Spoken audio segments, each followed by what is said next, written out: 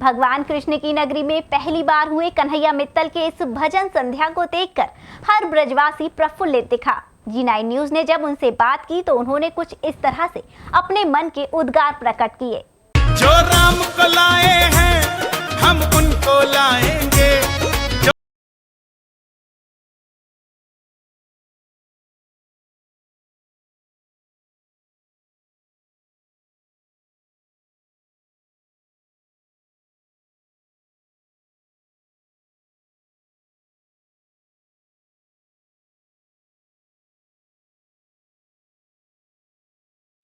देर रात तक हजारों की संख्या में इस भजन संध्या में जुटे मथुरा वासियों ने ये सिद्ध कर दिया कि वह अपने आराध्य कृष्ण के प्रति इतनी दीवानगी रखते हैं। झूम के नाचे इन श्रद्धालुओं से जब बात की तो प्रियंका उपाध्याय नामक महिला ने कहा कि अद्भुत नजारा है, उनके पास शब्द नहीं है। उन्होंने कहा कि कन्हैया मित्तल के भजनों से ऐसा लगा कि एकदम राम राज्य सा छा गया है और पूरा माहौल भगवामय हो गया है। इसी के साथ उन्होंने तो 2027 में भी यूपी में भगवा लहराने की बात कह दी।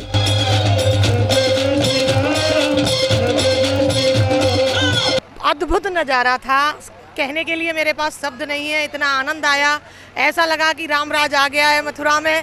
वैसे तो मथुरा अपने आप में ही श्रेष्ठ है, मगर कन्हैया मित्तल जी के आने से सचमुच ऐसा फील हुआ हमें कि वाकई में रामराज आ गया है। और ऐसी भगवा की लहर उन्होंने लहरा दी कि आने वाले 2027 तक की हमने कल्पना कर ली है।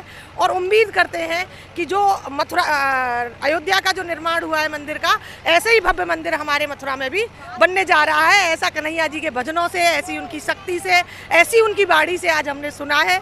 बहुत अच्छा आयोजन है। मथुरा के ही युवा व्यवसायी अंकित मंसल ने कहा कि इस तरह का आयोजन कर निश्चित लॉयंस क्लब ने एक सराहनीय कार्य किया है और कन्हैया मित्तल ने अपने भजनों के माध्यम से ब्रजवासियों का दिल जीत लिया।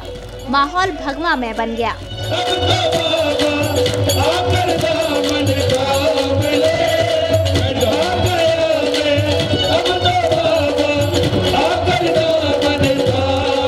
देखिए, बहुत ही शानदार आयोजन आज ये lions club of Mathura regional की तरफ से किया गया है। इसके लिए मैं लॉयंस क्लब की पूरी टीम को बहुत बहुत बधाई देता हूँ।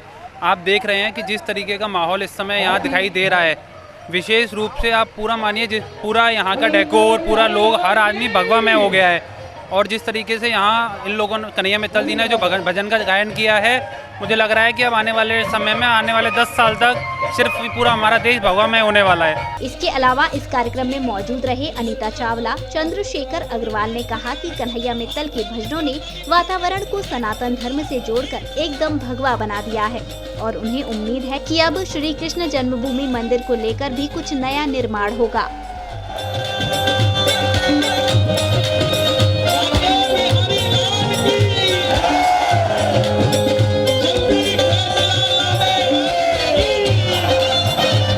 देखिए, जैसा कि 10 मार्च को चुनाव डिक्लेयर होते ही रिजल्ट, और ये मथुरा में एक चुनाव का, देखिए, एक चुनाव जीतने का जो भगवा रंग फैला है आज अमित मित्तल जी के आने के बाद, वो आप देखना ही स्वाभाविक अपने आप बनता है।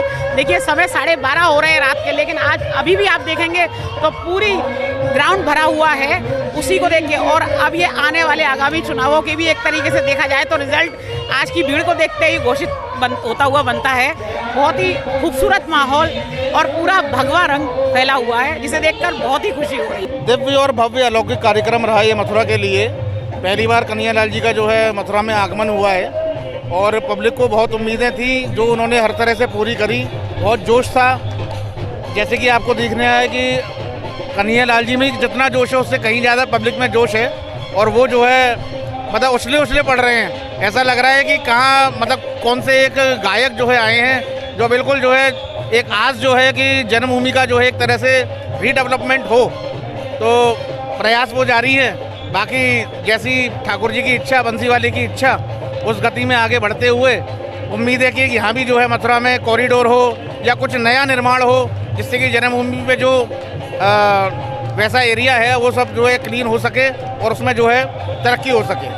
जो राम को लाए हैं हम उनको लाएंगे।